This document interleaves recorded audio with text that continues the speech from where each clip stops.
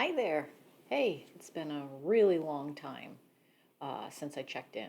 I mean, probably over 6 months. I don't know. I'll have to look at the last video. But since talking with Dave Mack, I had said that I was going to make some more videos, and it's been a couple months since that video, and I still haven't. But so here I am. Hi, how are you? Sorry it's been so long.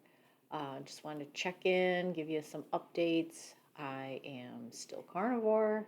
It's been 3 years. Maybe it's just a little under. I can't remember anymore. I've been doing it. It's just part of my life now that I don't think about it anymore. So, a couple of the reasons why I wanted to make a video is because to kind of update you on where I've been, what I've been up to, and also to chime in on the latest buzz going on now, which is the sugar diet. Everybody on YouTube is commenting about it, and so figured here I am. I'll throw my opinion in for what it's worth. But so first of all, what I've been up to is I working a lot. Unfortunately, this is camping season, but it's also New York where it rains constantly. I think somehow we switched geography with Seattle or London or something. I don't know, but it rains all the time here. So I did not go up to camp this weekend. We have a seasonal now this year, so instead of towing the trailer around and checking out different sites, we're actually going to be going to the same place every weekend, someday, if it ever stops raining. So looking forward to that. Uh, uh, some other things I'll get into after the sugar diet chat, and I'll get into some other things too. But so if you have a chance, please watch Nick Norwitz's review of the sugar diet because he is that data research nerd that can really dive deep into the science of what's going on. And I think at this point, you're going to see a lot of fruitarians thinking they've won a big battle here because it is true. If you eat a lot of sugar and very little protein or fat, you will lose weight. My uh, comment to that is if you smoke a lot, you'll also probably lose weight. And if you do cocaine, you'll probably also lose weight. Just because something causes you to lose weight does not mean it is a good idea. You can do something in the short term to lose weight and think that it's a success, but it doesn't mean that it's good for you. If you've ever looked at people who consider themselves fruitarians, if they've been doing it long term, they look terrible. They're very thin, they're gaunt. Don't judge me by my bags. I'm sorry, I've had them my whole life, okay? But they are sickly looking. So, yeah, they're thin, but that doesn't necessarily equate health. If you are a carnivore or thinking about carnivore, been studying anything about it, you understand the concept of what sugar has the potential to do in your body. It is an inflammatory agent. It can cause joint pain. It can lead to type 2 diabetes, fatty liver disease, dementia, heart disease. I mean, inflammation and high sugar, high glucose, high carbs is what causes the inflammation in your blood vessels, your arteries, all that stuff. That's what is the initiator, precursor to kicking off heart disease. So, not good for you. There's no magic in Sour Patch Kids. You might lose weight eating exclusively Sour Patch Kids for a couple weeks, but that doesn't mean it's good for you. So if you watch Nick Norwitz's video, you will learn that it actually has a lot more to do with restricting protein, which is an interesting concept because as carnivores, we usually emphasize protein. And there is some data research showing that if you restrict protein, I don't know if it's something, maybe you can do short term for kicking off weight loss. The study is far above my pay grade, so he can go into detail about all the mechanisms in your body that are at work. But it seems that the factor at play here is lowering protein, which you will see people, I think it's like Maria Emmerich, will do fat protein sparing diets. Um, and there's some keto versions of keto where you go very low protein and high fat. And so, in the same way that you can go low protein, high carbs, or high sugar and lose weight, you also can go low protein, high fat and lose weight as well. And I'd argue that it's much healthier for you. Your fats are going to actually provide nutrients and keep your blood sugar stable versus the pouring in of sugar that in the short term will cause a boost in energy, a boost in metabolism, but also is probably playing havoc on your insulin and all sorts of disease factors there. So, anyway, I think the hype for the sugar diet is interesting. I think it'll probably fizzle out next few months. My theory also is that so the carnivore diet came to kind of prominent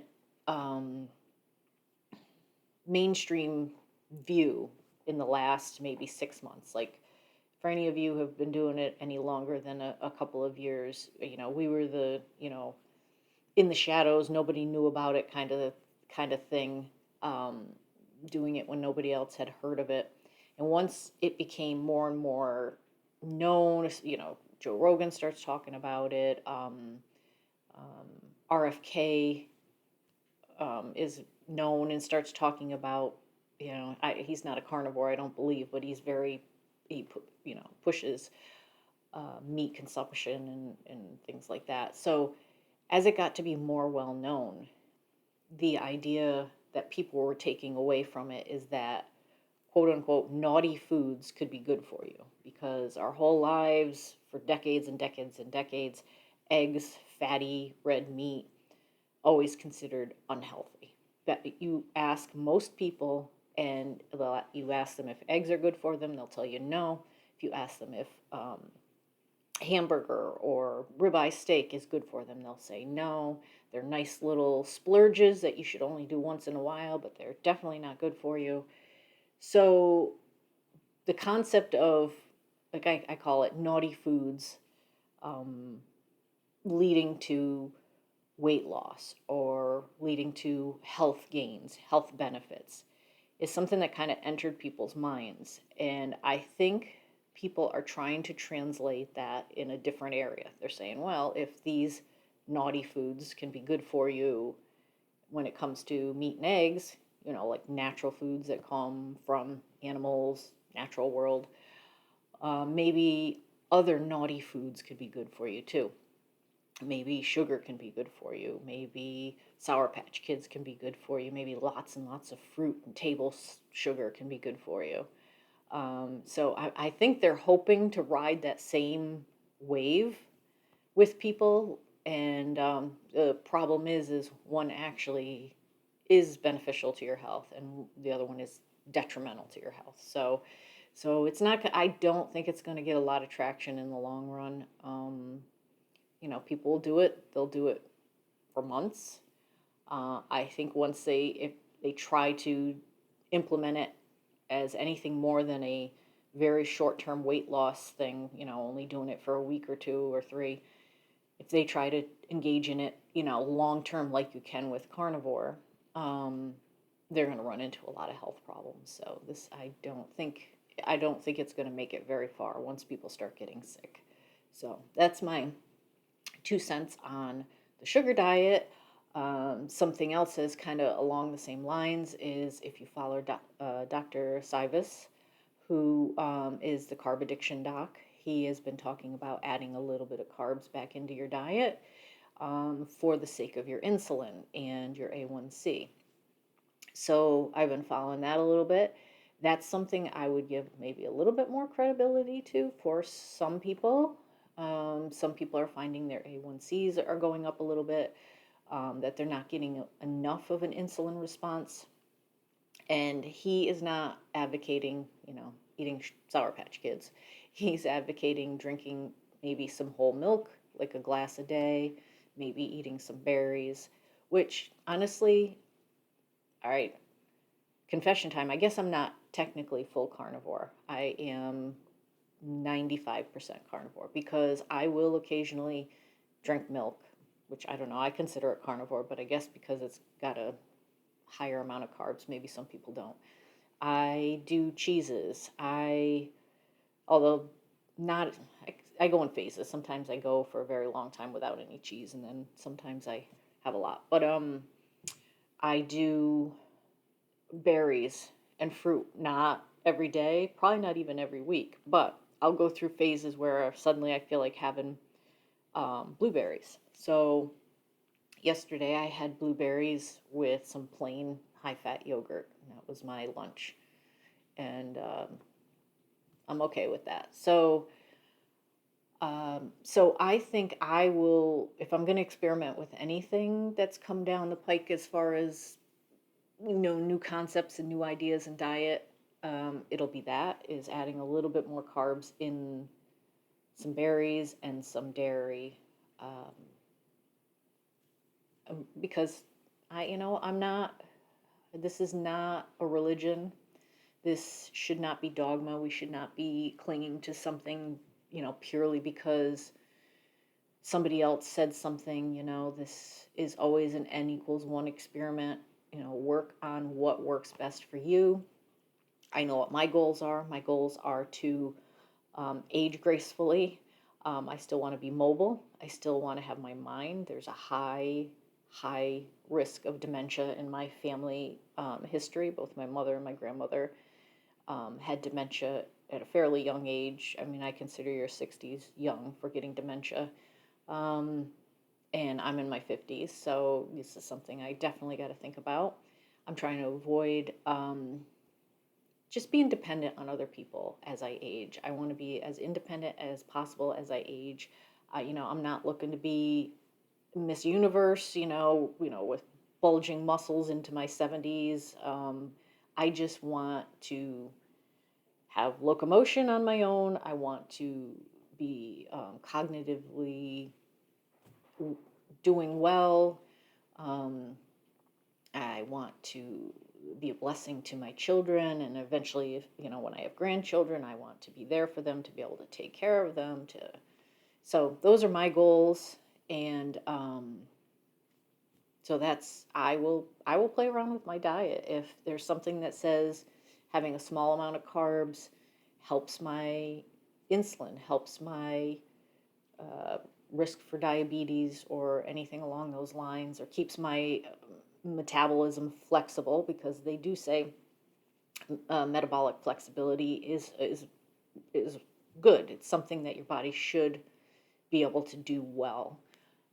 For people who are very high carbohydrate diets, they do not do well running on fat. If they go without food for too long, they'll experience low blood sugar. They'll feel dizzy and weak and faint and anxious. And whereas if you are fat adapted, that you can go a long time without eating and not even notice. But it's nice to let your body switch back over to burn a little bit of carbs, not a lot, but a little bit, to remember what that's like, to give it a little bit of uh, function, for your body to exercise those chemical processes in our bodies that, probably should be done every once in a while. It's like having a car sit in your driveway. Maybe you should just start it up every once in a while just to make sure all the parts are still working and the engine gets a little use and doesn't rust away. So anyway, so those are my kind of thoughts on what's going on in the carnivore world. I share a little bit with you about my faith journey. If anyone knows me at all, they know that I'm a Christian. I am very devout to following the Lord. And just a kind of a brief story, I grew up Catholic. I left that faith and for many, many years was not involved in any kind of um, belief system. I wasn't going to church. I wasn't thinking much about the things of God until I hit around 40. And then I started going back to church. I got baptized. I have been attending Baptist churches for most of the last 14 or 15 years. And I've been doing a lot of Bible study. It's my other passion. I talk about carnivore, but my top passion in the world is studying the Word of the Lord and diving deep and growing closer to God. And I just had a series of events in my life I won't go into, but I don't know if you've heard of, there's something called like Christian deconstruction, where people who say they're faithful Christians will examine their walk and decide they're no longer Christian or whatever. And I could do a whole video on my thoughts as to why that's happening, but I almost had a similar experience, except not that it worked toward taking me away from the Lord, but I deconstructed my faith and it drew me closer to the Lord. So a lot of series of events. I left the church I had been going to for about 8 years and just trying to find a place where I fit better with my theological beliefs. I was starting to find that there's certain, and this is not a criticism at all, because everybody finds their comfort place somewhere. But for me, I had a lot of theological differences with the Baptist church. And again, I could do a whole video on what those are, but I'm going to keep it brief here because the focus I know is carnivore. But I just want to kind of just let you know where I've been. And so I tried a couple of churches, trying to feel my way around, figure out what was right. I had been going to a congregational church for a short period of time, and I thought for sure that that's where I was going to kind of plug in. And then kind of out of sheer aligning of different factors, I had to be in a certain area one weekend, so I decided to pick a church in that area to check out. And I went to a Lutheran church, a LCMS, Lutheran Church, Missouri Synod Church. And I absolutely loved it. Absolutely loved it. And it's just making so much sense for me. It theologically, this is where I'm finding that what I see in the Bible lines up with this doctrine, and it's just been wonderful. And if you don't know anything about the Lutheran Church, the LCMS is a conservative branch of the Lutheran Church, and it's actually very similar to the Catholic Church in its liturgy and certain practices with sacraments and things like that, but without certain things in the Catholic Church that, in my opinion, went kind of sideways there. That's the whole Lutheran Reformation. That's Martin Luther, who was a Catholic. He pinned his 95 Theses on the door saying where he thought the Catholic Church at that time was kind of going wrong. He got excommunicated. So from there, you had the Catholic Church going one way, and the Lutherans, which originally wasn't meant to be called Lutherans, but the name stuck. But anyway, Lutherans the other. So Lutheran is very similar to the Catholic Church, except for without a lot of the practices that he had protested against. So anyway, that's where I am with that, and I am just enjoying that immensely. I'm hoping in the fall to get confirmed in that church.